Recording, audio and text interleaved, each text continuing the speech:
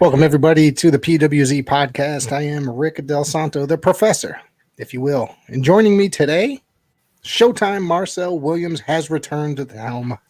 What's going on, my man? What's going on? We are back here in September 20th. It's been a while. It's been a long time. It has. Missed doing this, and we are back. But we had a whole bunch of news on top of news on top of news, melees, everything going on while we was missing. And let's start from the top. Childish banter. We can throw that in there as people big and yeah. It's been a lot of ridiculous things that have happened over the month. Thank you for anybody that's already tuning in here on YouTube. Don't forget to join the chat. All right. So first things first, it's we got some breaking news. Happened tonight on NXT. Shawn Michaels has stripped Solo Sikoa of the North American Heavyweight Championship because he has been promoted to the SmackDown brand. HBK announced that the Fatal 4-Way ladder match will take place at Halloween Havoc. Yeah, that's big news. Big news for NXT brand, which basically got rebranded last week. They took the 2.0 off and made it a white and gold labeling of NXT. And I don't know, man. This is crazy. Why would you even sat there and do title change last week when you knew you were going to be in the main roster? It's just bad miscommunication between two brands. Stuff's going on. I mean, could have kept it on Carmelo Hayes if that was the case. Yeah, we'll see where it goes over there at Halloween Havoc. So what's that, in a few weeks? So I'm looking forward to it.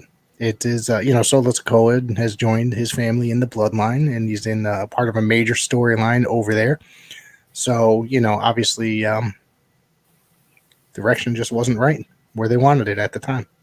I guess not, but it's a big get for the bloodline on the main roster, and I kind of thought that it would be a good idea for him to hold on to the championship because he'd be one of the members to have all the championships except for Sami Zayn. That story is there. The story is very interesting between Sami Zayn and the bloodline, which is slowly get to where it needs to go. And it's unfortunate, man. I was looking forward to him having a championship, and then Sami Zayn is the only one that's not getting the championship. That don't have no gold. Yeah. So let's see. Crown Jewel in November. Main event has been announced. It's going to be Roman Reigns and Logan Paul. The press conference held in Las Vegas, Nevada on Saturday. WWE confirmed that Roman Reigns will defend the undisputed WWE Universal title against Logan Paul at Crown Jewel, which will take place at, I'm not going to try to pronounce that, in Saudi Arabia on November 5th. What are your feelings on this match? There's a lot of people pissed off about this match. Truthfully, I'm not even pissed off. For one, it's the Crown Jewel. It's a throwaway event. It's already paid for and brought by Saudi Arabia, and Logan Paul is an attraction. He has over probably 30 million subscribers on YouTube and follow him, and that's what WWE needs. And they understand this is what we call best for business. Logan Paul has followers. Roman Reigns is the hottest star on the roster right now with the undisputed Universal Championship. Why not put them together to bring in numbers? And I look forward to this match. This match should be real good and entertaining. We already know Roman Reigns is going to take it, and continue that reign. You don't think Logan Paul has a chance here? I think he may make us believe for those good 10 to 12, 15 minutes, but nah, I don't think so. I think monetarily this match does make sense. Logan Paul is a gigantic YouTuber. He's probably one of the hottest YouTubers out there. It's kind of funny to say that, to think about that. But, I think monetarily it does make sense. It's probably going to be bringing a lot of money. And it's just, yeah.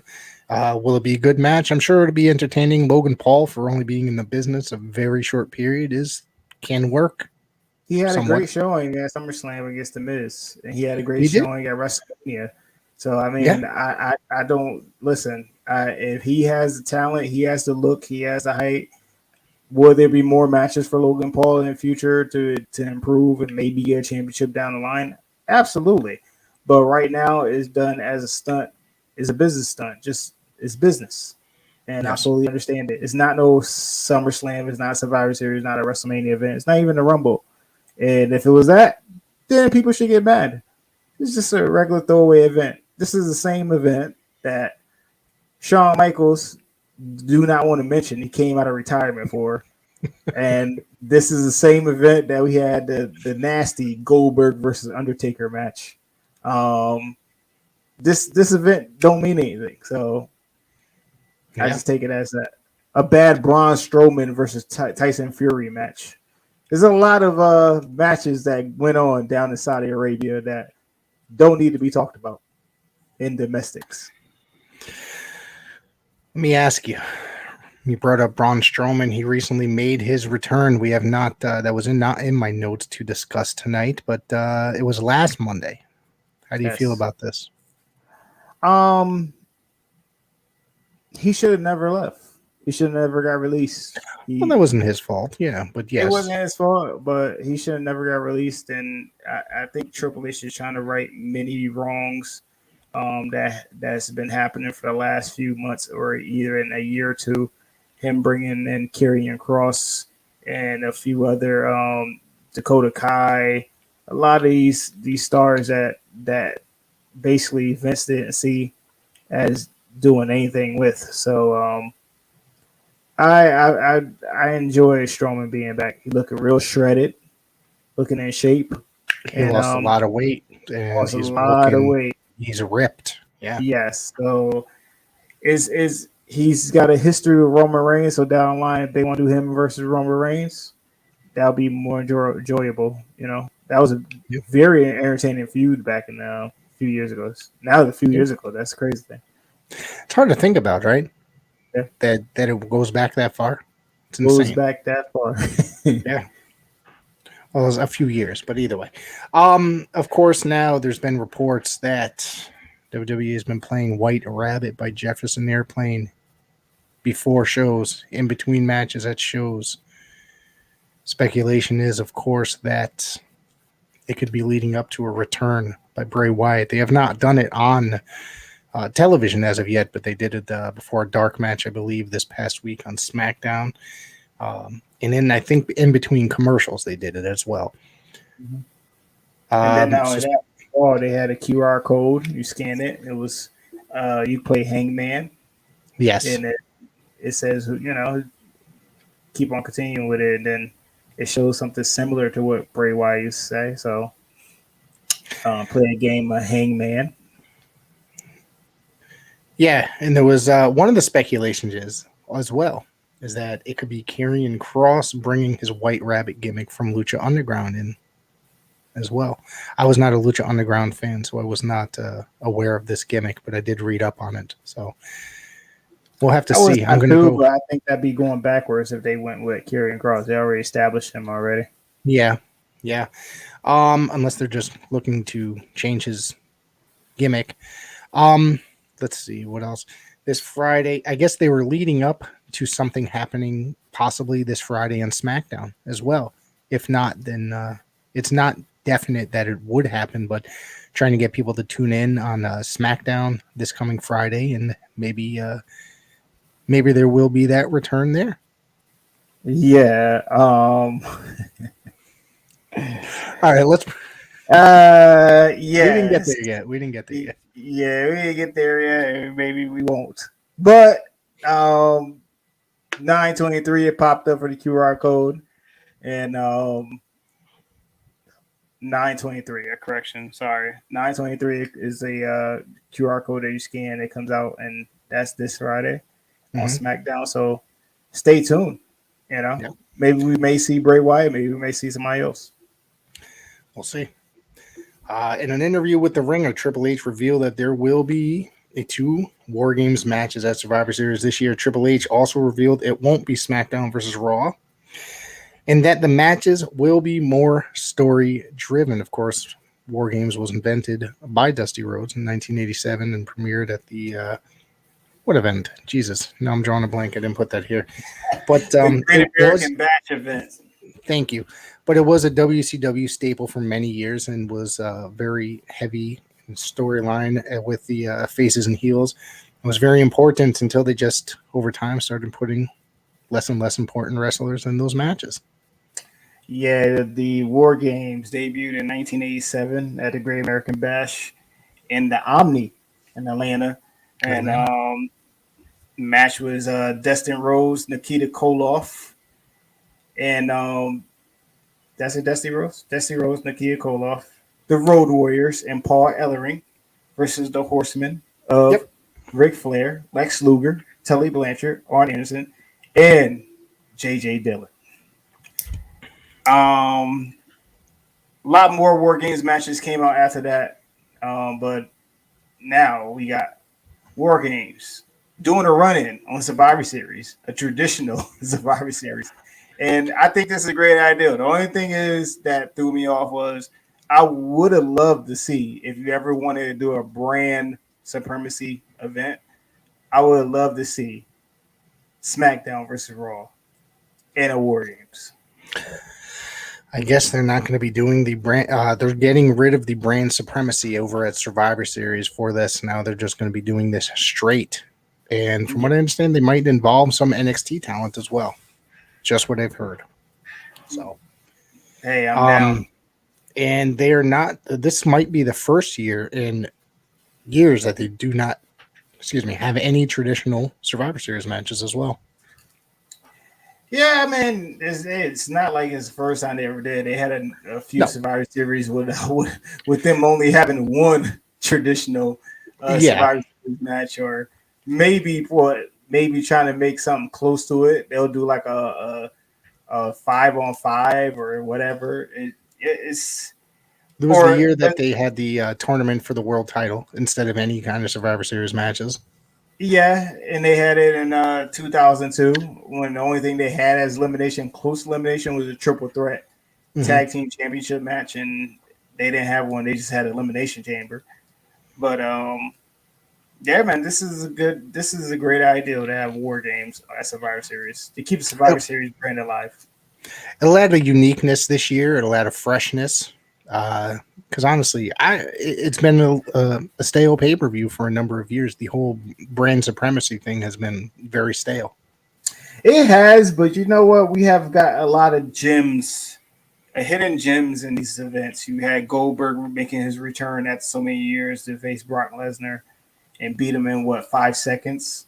You had Brock Lesnar facing AJ Styles, facing Daniel Bryan at the time. There's a lot of matches that was being pulled out in the Survivor Series brand supremacy thing. So going forward, I hope they continue to keep this going. So we also got WWE is set to leave Hulu.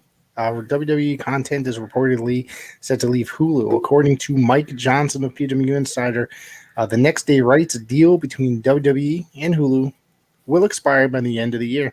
So the content is expected to be pulled from the platform by midnight, September 25th, 2022. Johnson also noted that the two sides are still in talks and trying to negotiate a brand new deal, but talks have recently slowed down a bit in the last few days. WWE has worked with Hulu since 2012, and the company currently has episodes of Raw, NXT, SmackDown, Main Event, NXT Level Up, plus 205 Live, Superstars, Total Divas, Total Bellas, and other shows as well. So those are all going to be gone by the end of the month. Yeah, that's unfortunate. I got Hulu, and Hulu's good when those 3-hour Raws get drained out. You can watch it for an hour and a half. Yes. And they cut out all the BS. I don't know what they do now because Raw has kind of got a little bit good. So I don't know what they do with that hour and a half, but it's unfortunate for Hulu. Hulu's is a big brand with the streaming world. Yeah, they stream just about everything. that goes on in the world. All right, WWE has also announced that their next episode of Table 3 will feature Steiner Diner, featuring Hall of Famers Rick and Scott Steiner and NXT champion Braun Breaker. That could be pretty interesting and fun watch. That's gonna be entertaining. Yeah. All right, so I guess this week, AEW Grand Slam. Let's talk about this beforehand, before we get into other such subjects that happening in the AEW world. Yeah, AEW's returning back to the Arthur Ashe Stadium for the second time in a row. Bryan Danielson headlining once again. Last year he headlined against Kenny Omega to a 30-minute draw. Now he's facing Jon Moxley for the vacant. Vacant is continuously gathering all these titles throughout the world for the AEW World Championship. How many times has that title gone vacant in the last 2 months? Vacant is a Hall of Famer. Yeah. In every promotion. We got Claudio Castagnoli defending the ROH title against Chris Jericho for the very first time. Jericho going after that ROH championship. I think it might be a interesting match. I'm not sure why it was made. Not sure why it was made either. Yeah. Chris Jericho did lose in the semifinals of the Champions of Champions tournament, but he still ends up with a world championship match anyway. I think that story need to be told in itself of how that even happened. But this is going to be a very good match between two future Hall of Famers, Claudio and Chris Jericho, for the ROH championship, looking to win this championship for the first time ever, along with all the other championships that he has won. I'm going with Claudio on this one. I'm gonna go with Claudio with this one as well. His reign has been very good. It has been very underrated as well, because obviously we still don't know to this day where Ring of Honor is going to lay his head at. So I guess they're still in talks with TV for a TV deal, and just a couple of weeks ago, I had heard that something was going to be announced very, very soon, and that was probably about 4 weeks ago. We have yet to hear anything. So I'm not surprised. But. No, we're not surprised. But it should be a very good match for the ROH World Championship, a very prestigious championship. I would not be surprised, however, if Jericho pulled out the victory. You got to think about the many matches that Jericho has pulled out the victories for in the last, I don't know, since being in AEW, that you'd think that he would just lay down for, but he doesn't. Yeah, he has. You know what? I can't even clown on Jericho's work, because he has taken a lot of bumps for this company. I mean, when in these tag team matches, I mean, he really be putting in the work and putting in the time. So, can I see him win the championship? Absolutely, because if you need anybody to sit here and headline a ROH brand getting a TV deal, it would be Chris Jericho. Right. Was that you? That was me. That's what happens when you're not in a movie theater. You just decide, That's right. For the AEW Interim World Women's Championship, Toni Storm, the champion, defends against Britt Baker, Serena Deeb, and Athena. Toni Storm's probably, my guess, walking out with this one.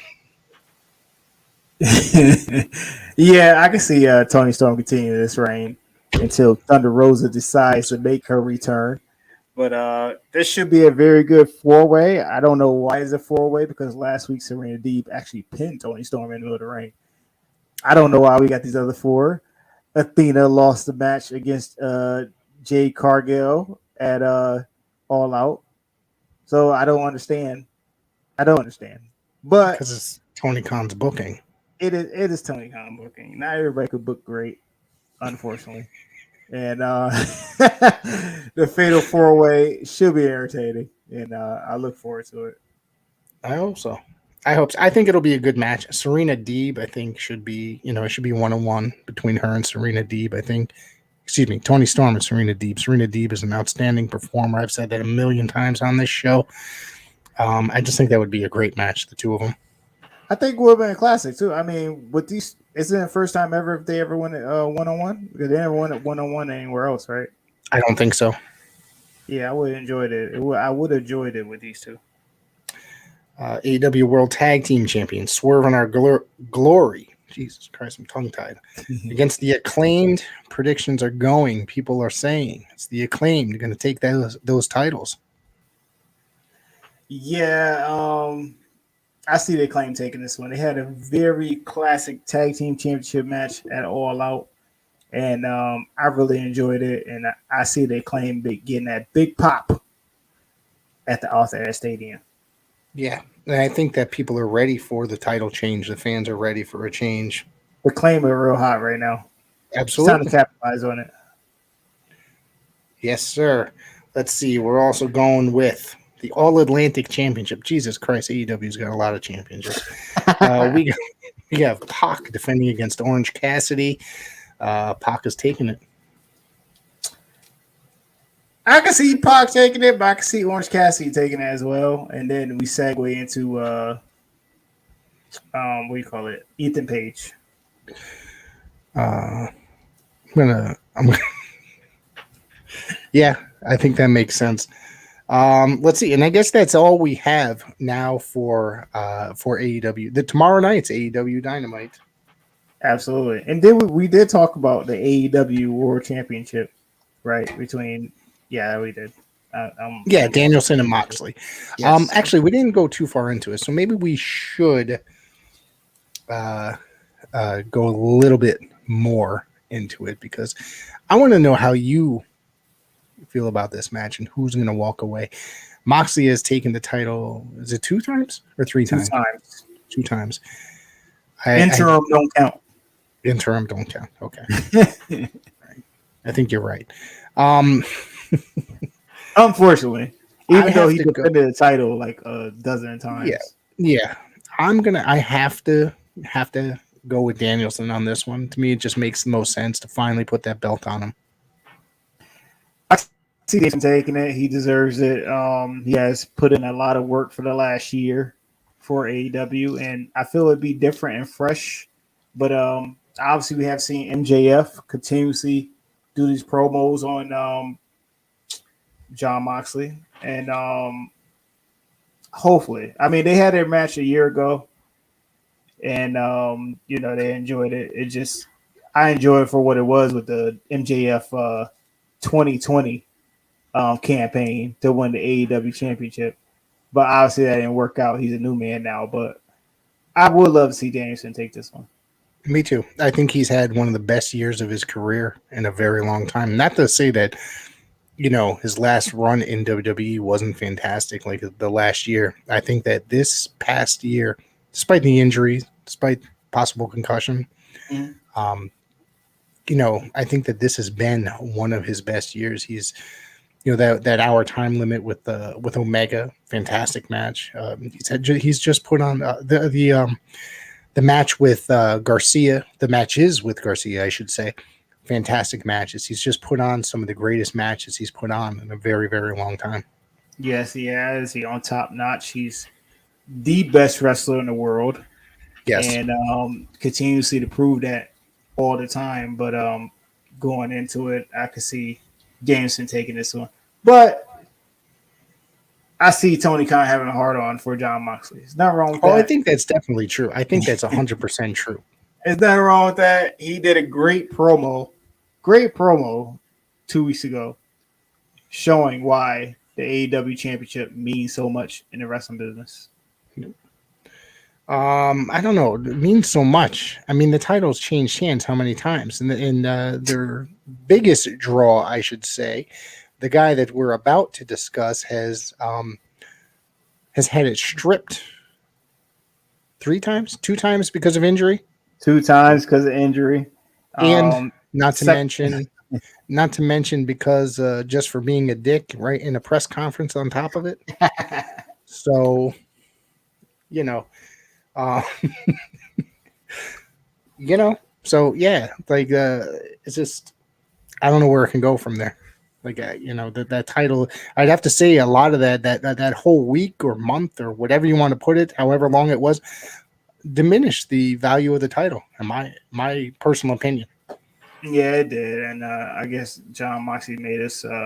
He riled us up to remember the times when AEW first started, how Hmm. prestigious that championship was. You're Right. absolutely right. It's been hot potato with the championship. Hot Exactly. potato.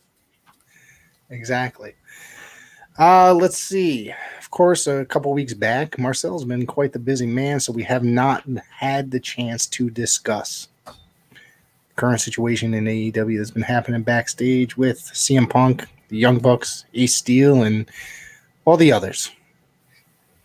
The backstage melee. Yeah, of What was your course. opinion about CM Punk in this press conference? I would like to get your opinion first about that. Should he have brought that up in a press conference in front of however many people, a room full of people, live on YouTube? Maybe not. I think he was a little furious. Uh, I don't know what sparked him sitting there talking shit about Cole Cabana sharing a bank account with his mother, etc. Uh, I just don't get that part, like where it came from. It seemed like it came out of nowhere as well, unless something must have sparked it backstage before. Of course, he talks shit about the EVPs that were the three of those guys. Yes, they jerk each other off. I mean, let's just be serious here. They are they're in the business for themselves. So the thing that they didn't like that he told a little truth about them. He's there, CM Punk, to put asses in seats and try to draw a crowd and help the company get bigger. And they're just sitting there to talk about themselves or do things by themselves, or you know what I mean, just put themselves over a million times. Um, that is your opinion. I respect it, Okay. We don't have but to agree. That's no, you're right. CM Punk went the press conference and flipped out with I'll say Chris something, Colt Cabana, and the way I feel is he was never asked a question about Colt Cabana. He it was seemed like it came out of nowhere. Yeah, it came out of nowhere. I don't know whether he knew he was injured, he was in pain or something like that. He just flipped out, but Hmm. he was flipping out of nowhere, just talking about how the EVPs came and managed Target. That should be a T-shirt, by the way. And it just he was flipping out, talking about how Hangman is an empty head idiot, and all these other things. He had a moment, and Tony Khan could not control that moment. And obviously, he did call out the Bucks and told them, "If you got a problem, come see me." Yeah. That's actually what happened. They got seen, and like I said, people got chairs thrown at, people got bit, people got punched. Like I said, dogs was in the way. Well, the thing that I read today is that CM Punk thought that they were going to come in and they were immediately going to start a fight, so he threw the first punch before they even had a chance to. Next thing you know, there's a chair flying through the air. uh, I don't wish ill upon any of these men. In all Kenny seriousness, Omega, Kenny Omega is trying to protect the dog to and protect the dog, so yeah, Ace Steel went after him and bit him. Now, if anything, is childish. That's it right there. I mean, this is pretty serious. It is ridiculous. I know we're laughing over here. He was trying to protect the dog, and he went after Kenny Omega and bit him. And as well, Ace Steel was trying to protect his wife and get his wife out of there, who was on crutches and had a broken foot, recovering from a foot surgery. who was also protecting the dog, Yes, watching the dog. yes. Larry, by the way, I believe is what Yes. the dog's name. Um, I just find this situation ridiculous. Now, everybody in there has been suspended. Rumor is that Ace Steel was being fired. I'm not sure. No, there's no real follow up on this and see what is true, how much is true. But the Bucks and Kenny are suspended. Obviously, I don't think nothing. Ace Steel supposedly suspended. CM Punk suspended, but CM Punk is also out with, I guess he tore a muscle as well, so he's going to be out for at least 8 months. He's at that age that he just gets injured by stepping out of bed in the morning. Damn. Yeah. Damn. I believe that Hangman Page is also suspended, if I remember correctly. Nah, So- Hangman Page was suspended. He already left He the wasn't. building. Okay, he wasn't there. Okay. But I know So- Christopher Daniels got suspended, Pat Buck, Brandon Cutler. All right.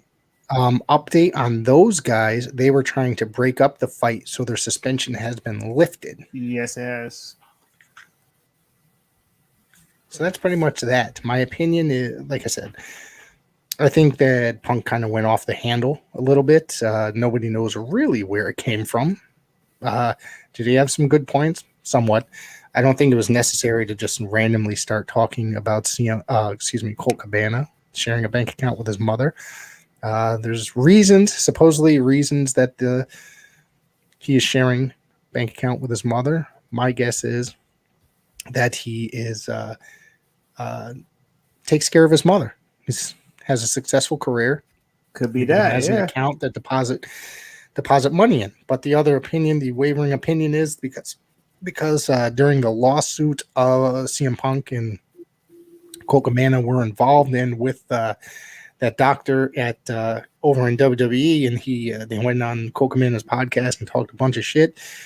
That seeing that they're sued, he has to claim that he does not make any money whatsoever, so that he can have money in his own account. This is something that I've read today as well.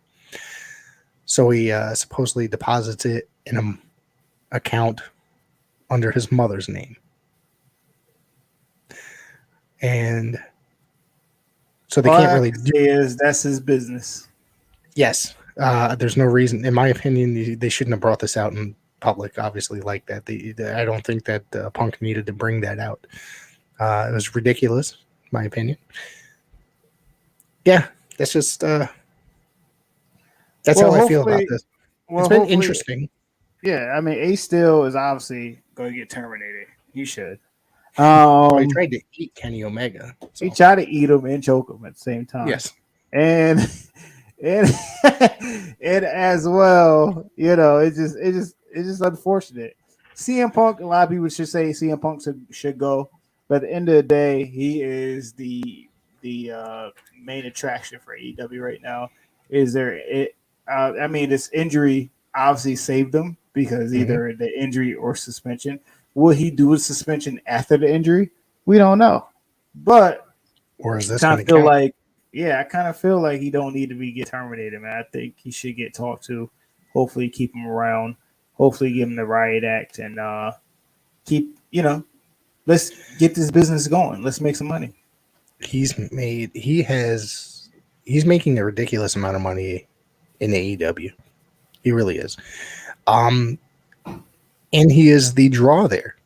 I mean, not to say that AEW did not have any serious competitors or serious draws there, but what were their crowds like? They signed a million indie talents in 2018, 2019 when they were forming? 2019, yeah.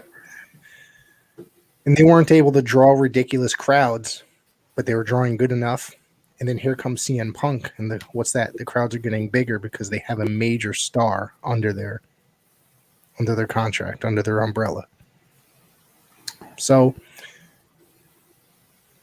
that's kind of where I'm going with that. You're somewhat correct.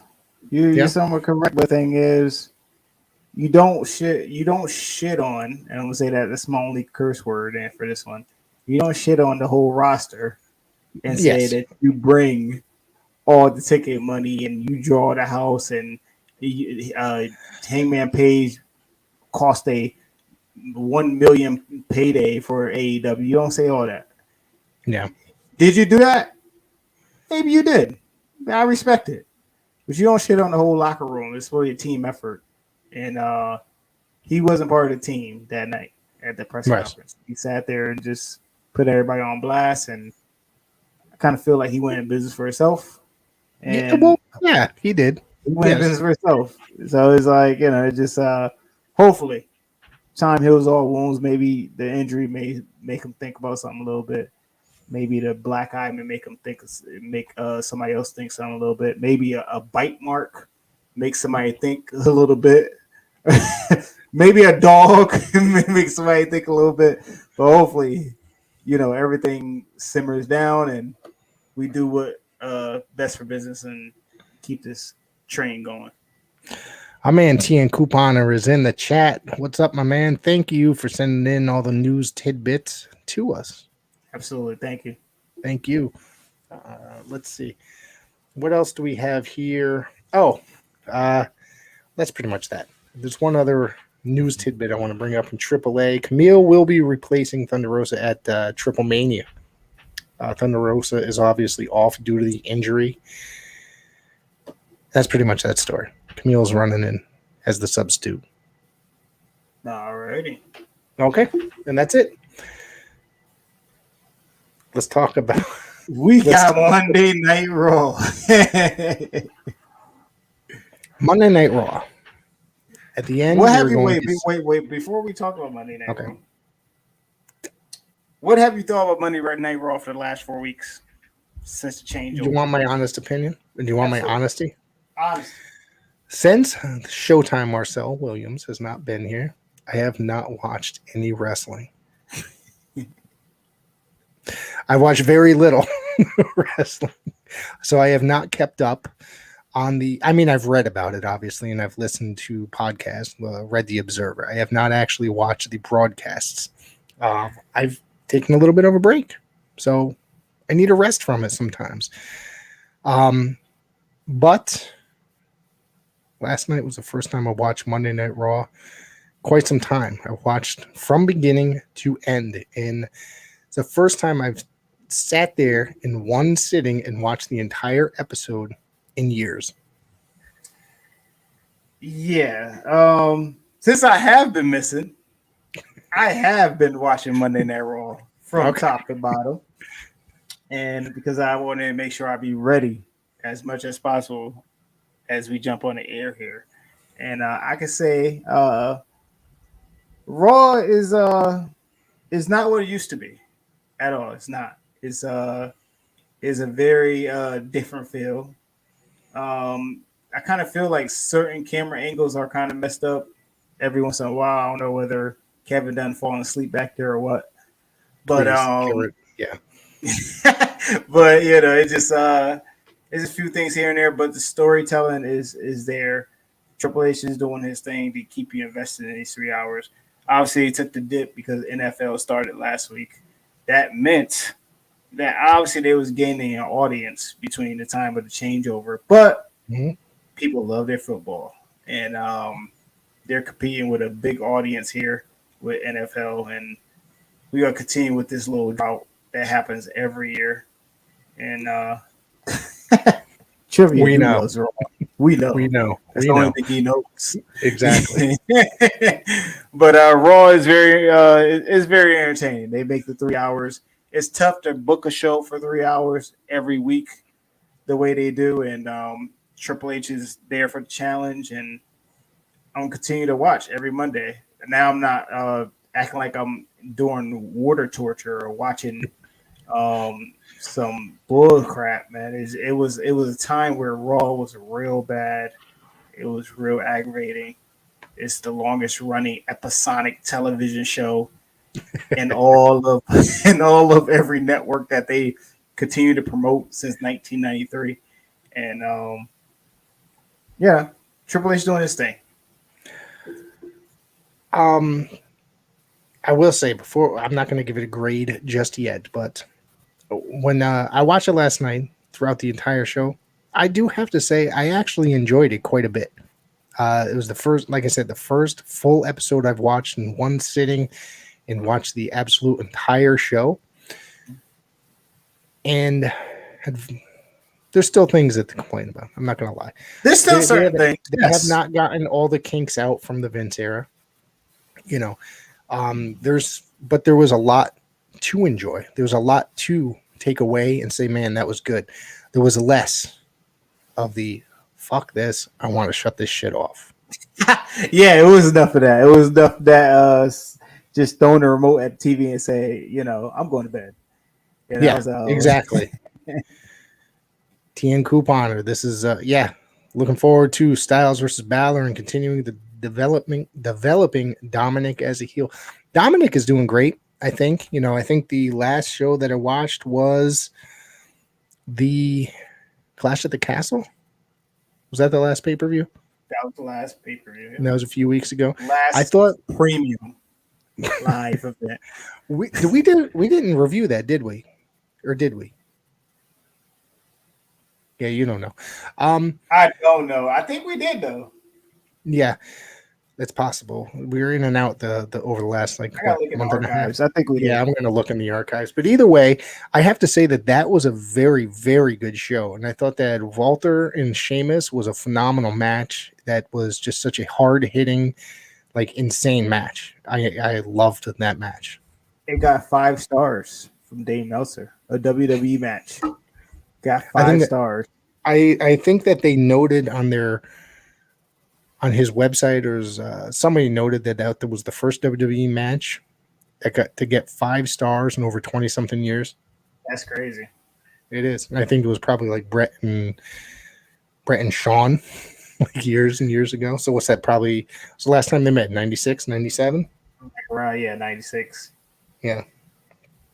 All right. So let's get to talking about this not so atrocious episode of Monday Night Raw. Yeah, let's do that. With the opening match. The opening match, Bobby Lashley defended the United States Championship successfully against Seth Rollins.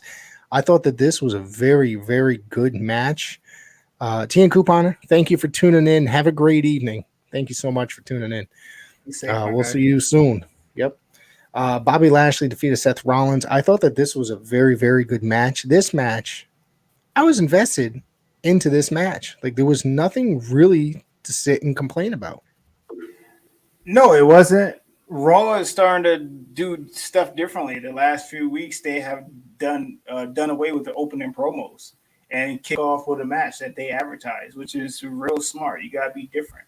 I don't mind hearing promos every once in a while to set up something to navigate me through the 3 hours and see what I'm going to see. But if you advertise a match throughout the whole week, that's going to be a championship match. If you're trying to beat the NFL, why not kick off with it instead of having Seth Rollins come out there and cut a promo and tell me that he's going to take the United States Championship? He had all week to promote this match. So right. Why would I want to hear him talk for 20 minutes so you get into this match? But they kicked off with the United States Championship match, and this match was great.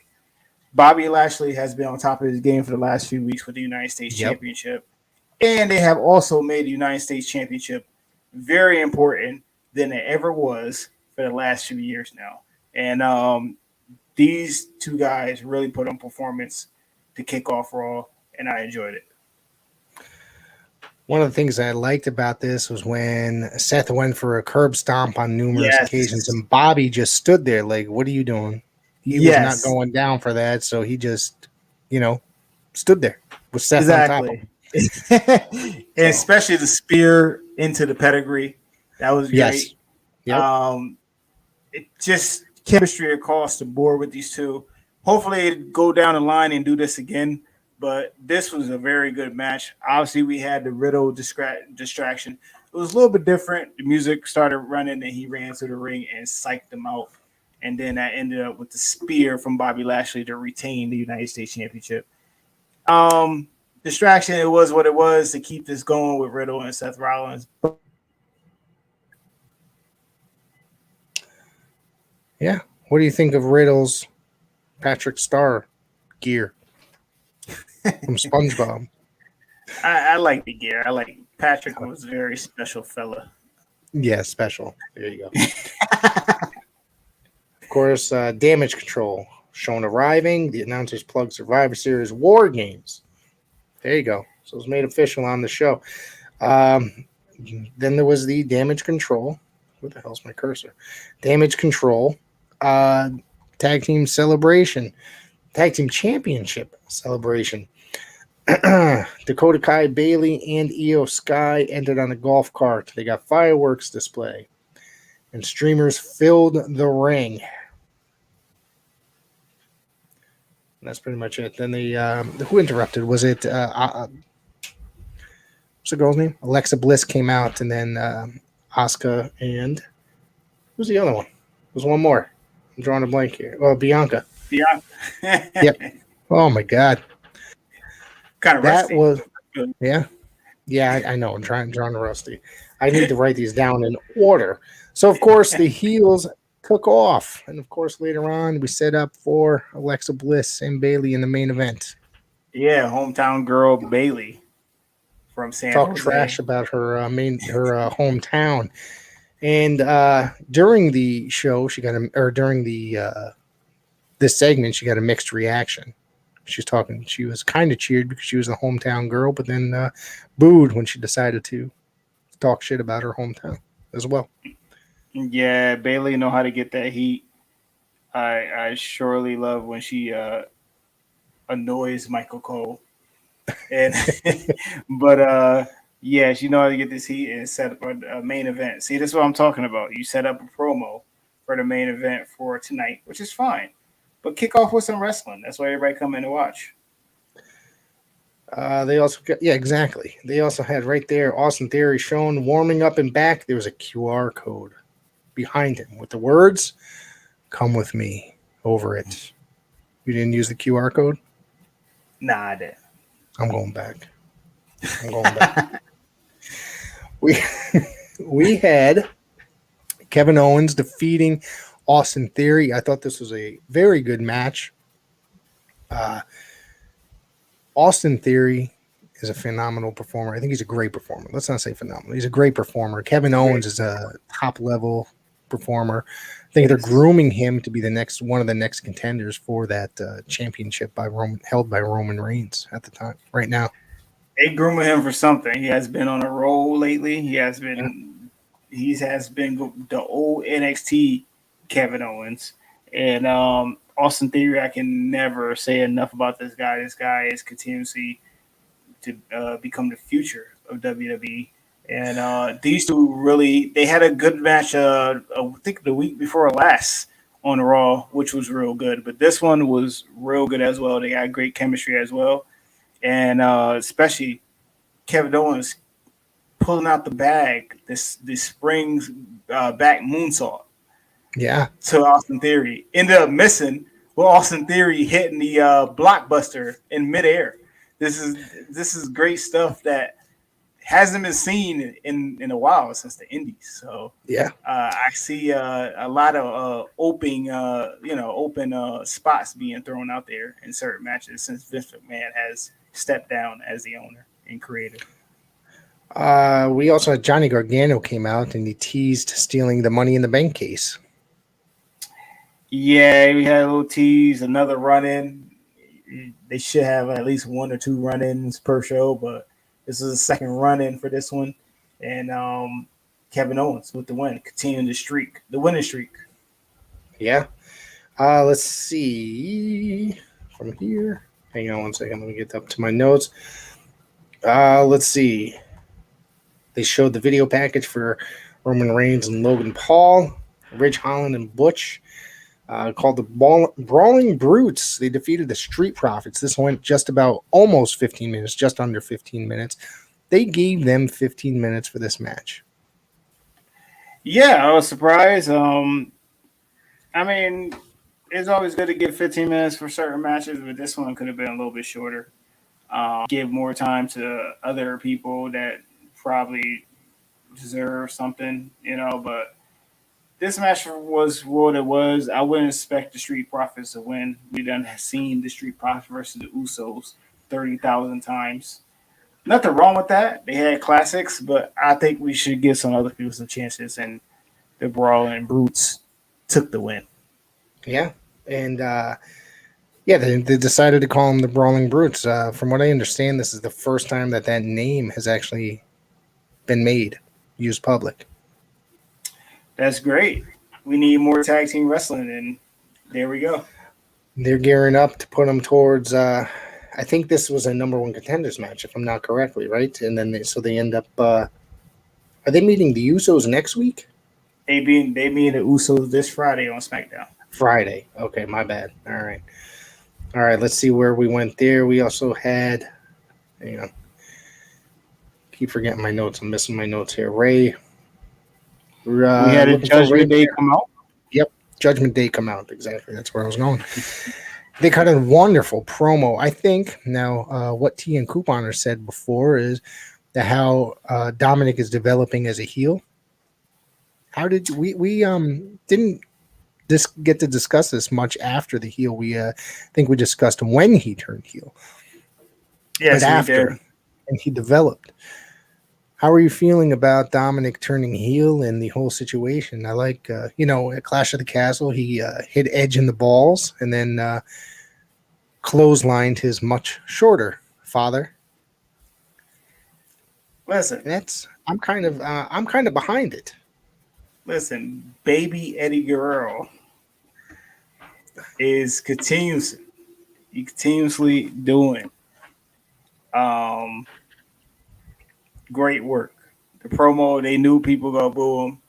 They knew he was gonna get booed out the building, so they did a promo last week in a little dark room. He decided to borrow Aleister Black dark room and do the promo against his dad, against Edge.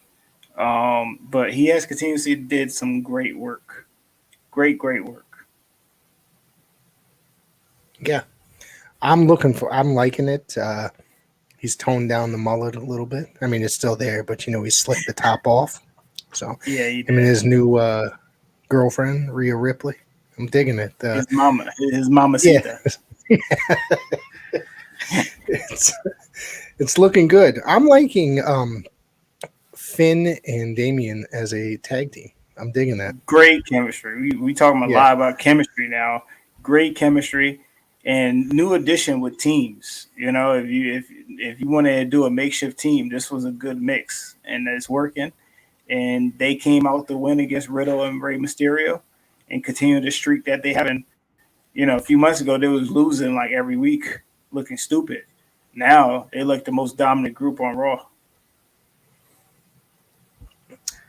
Which turned into Finn and Damian taking on Rey Mysterio, Matt Riddle, 17 minutes. A lot of wrestling for 3 hours. It's not wrong. Well, there was 5 matches, 5 actual matches. I counted them up. Which, trying to think, no matter how you slice Monday Night Raw, if they're extremely short matches or if they're good lengths, they're always going to be 5 matches. Do you notice this? Absolutely. It's insane. I'll take it. Yeah. But 17 minutes. I thought that this was a very, very good match. I'm really digging. I thought I liked Ray and Riddle together as well. Yeah.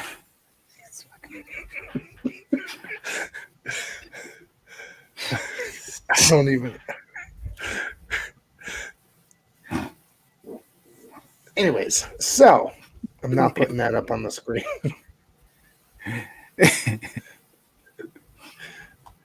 So the Miz, Thank you, decided to do the Miz TV against the person that had been stalking him for the last few weeks, Dexter Lumis. They showed highlights from last week's Raw where The Miz was quite upset and just said he's not waiting around. He doesn't want these camera people in his house. He does not want to deal with this. He doesn't want to talk about it. Him and his wife leave to go to whatever they're supposed to do. And the cameras focus back on the windows. And there's Dexter with a drawing of The Miz and his family. Yeah, he's breaking and entering in somebody's house while people film with the kids at home. But you know what? The announcers decided to cover it up, say the kids was fine and they wasn't harmed and they was terrified. But on the outside looking in, this is not good. You don't have somebody stalk you and then come to your house and stalk your like the whole family and draw pictures. That's not It's weird. weird. Like Yeah. like Not that the Dexter Loomis character wasn't weird to begin with. We knew that. It was. I like the Dexter Loomis character. I know that you feel a little bit different about it. Yeah, he's been doing the same gimmick since TNA, and I still don't like it I still don't like it to this day. So did George the Animal Steel, Killer Kowalski. Exactly. No response. Anyways.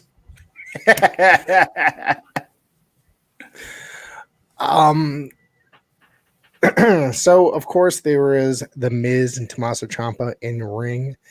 The camera focuses on the mat. You see a knife cutting through. Of course, pops out Dexter Loomis. He tries to drag the Miz in. It doesn't work. Next thing you know, the Miz gets away and he tries to drag Tommaso Ciampa through. Doesn't work. And Dexter Loomis pops up. He's got those crazy eyes and he's just staring. Then they leave. Yeah, they continue the storyline, and I don't know. Maybe we get your favorite cinematic match. God, with Dexter Loomis and The Miz. Come on. I mean, he did it at NXT. Yeah, you're right. That's it. Yes, Tommaso Ciampa was an XWA. He is a New England guy. He was all over NECW. He was he worked the Savoldis. He worked everywhere. Thank you, Fogman, for that bit of information. He wrestled Northeast Wrestling quite a bit as well, I believe. Yes, he has. Yeah. All right, backstage, I saw Rollins and Riddle. They were in the middle of a pull-apart backstage. Riddle challenges him to Extreme Rules in a pit fight match. Yeah, NXT classic match of a pit match. Isn't it just similar to like an MMA cage? Yeah, like the what was it they called back in the day? The Lion's Den. Yeah, Lions exactly. That's what I was trying to say. Yeah. Yeah, I was having that discussion at work today. They had no idea what I was talking about, but I must be older than these kids. Must be. You would think that everybody knows about the Attitude Era. And well, these kids today are obsessed with the Attitude Era. Do you know that? That these kids are obsessed with the Attitude Era, saying it's the greatest stuff. And I'm like, it does not hold up. The 80s? Yeah, well, that's the other thing. I don't think they'll even give that stuff a chance. I think they would if you showed them. Yeah? You know, they showed them something, you know. Yeah. Let's see. There was Finn Balor and AJ Styles segment. Finn Balor said, you know, what's going on? I thought we were buddies, yada, yada, yada. And, you know, AJ's just didn't want to join Judgment Day, basically. They were not teasing, but Finn seemed like he was trying to get him to go that way. And AJ... And of course, he gave the Bullet Club to Sweet, both members, previous members of the Bullet Club as well. So, and that's it. And then they split up. So obviously, they're going to be developing something with AJ against Judgment Day. Yeah, I'm looking forward to this. AJ Styles and Finn Balor only had one match a few years ago at No Mercy. And I look forward to it. And I would look a rematch between these two. Doesn't even seem like right now that they're not really doing much with AJ Styles. No, not at all. Yeah. Not at all. They had to give us a refresher of him being backstage on the phone, just chilling. Yeah, exactly. All right, so from there, we got the main event. Bayley defeated Alexa Bliss. They gave this match 15 minutes. Holy shit. I did not enjoy this match. Far too long. Far too long. These are one of these situations that you should have had a United States Championship match be last. Yeah. Well, by the third hour at this time for the main event slot, how many people are going to be awake or willing to stay awake? You're right. And I guess that's why they put the match first to compete with NFL. Yeah, It makes sense, but then the way it was too long. Yeah, Fans was probably like drained out already. 3 hours is a lot. Plus, probably main event before that, probably yeah. They in a dark match, probably. I think they film main event. They probably film 2-3 matches for main event. I don't think they do because I think that SmackDown is one that just has 2 dark matches and then they go straight to SmackDown Live. I think. I don't know. It's been years since I've been to a Raw, but I'm just going by what I read on the internet. The internet's right. Sometimes. Yeah. This match, like I said, was atrocious. It was hard to sit through. Alexa's not that great of a wrestler. I'm sorry. She's not really that great. I think Bayley is worlds better than her, and she's got the charisma. Yeah. And she couldn't cut the promos. It's just this main event just did not do it for me here. Now they didn't have no chemistry for this match. It was a lot of chemistry throughout the night, but this match it was not clicking. Yeah, it seemed like this was just it was falling off the rails at this point. Absolutely. So, how would you rate this edition of Monday Night Raw? I give it a 7. 7. Okay. Yeah, I'm gonna go. If it wasn't for the main event, and obviously for the weird, I don't mind necessarily the Dexter Lumis storyline, but it is a little weird. Yeah. If it wasn't between that and the main event, yeah, I'm gonna go 6.5. I'll take it. Yeah. I mean, because it's just those just drag it down. But the rest of the show I thought was very good. It was enjoyable. I actually sat through it. That's pretty much it. Yeah, that was Raw. Many more to come. Many more to come. Is there anything else that you would like to throw out there today, Showtime Marcel Williams? Nah, just continue to join us for PWZ. We're going to review AEW Dynamite, give you the time, the date, and we'll give you some upcoming events coming soon down the line. But be sure to subscribe, give us a like on YouTube, and we will be here to entertain you about the wrestling every business. week. Yes, sir. We will be here. Don't forget, follow our social media. Twitter at PWZ Podcast, Instagram at PWZ Network, and of course, you can follow us on TikTok, PWZ Pod. I am going to throw this up here. All right, I will mention this Sunday. Paradise Alley Pro Wrestling presents Wild Wild Wrestling 2. We've got Bull James. We've got Bull Dread. It's 2 bulls. We've got Ryan Frost. We've got Paul Roma, Mario Mancini. There's a 15-woman battle royal. Tune in here. And Jesus Christ, we will. Sorry. We will update you on any matches that are added to the show. I don't know the lineup at this present time. As soon as I do, you bet I'll be jumping on here and finding out. Don't forget to check out the pwzpodcast.com site. Lots of news updates all day, every day. Enjoy, everybody. Thank you for joining us. Good night.